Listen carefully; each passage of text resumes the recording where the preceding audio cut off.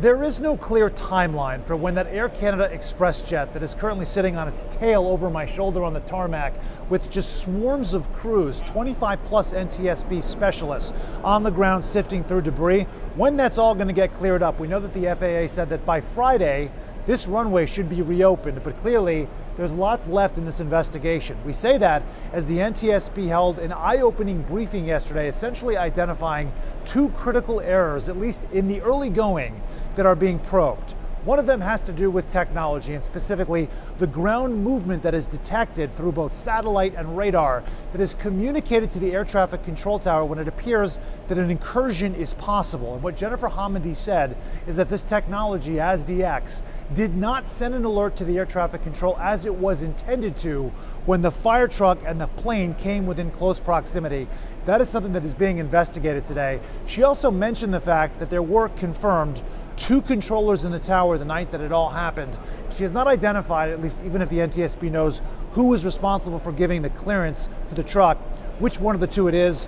One of them was supposed to be interviewed yesterday afternoon. The second still needs to be, at least that's the latest understanding that we have.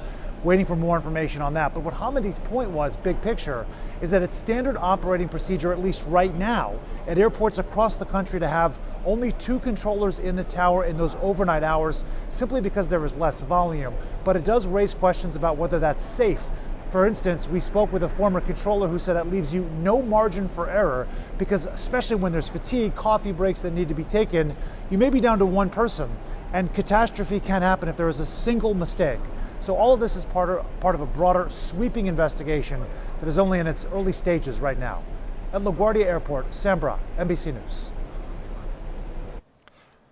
And that was Sam Brock's update from a short time ago. We now see the scene that was over his shoulder from his stand-up position there. You see a bulldozer working its way through the scene of this wreckage, the wreckage of the crash, the fatal crash that took the lives of the pilot and the co-pilot of that Air Canada jet that was arriving at LaGuardia Airport late Sunday night when it collided with that fire truck on the tarmac. 41 people in total were injured in that crash and treated in local hospitals. 32 of them, at least 32 at this point, have been released, according to the Port Authority there. Some of those still in the hospital were seriously injured. The NTSB's investigation, as Sam Brock laid out in his report, will take some time and will involve investigators combing through the wreckage and documenting the full crash and wreckage scene.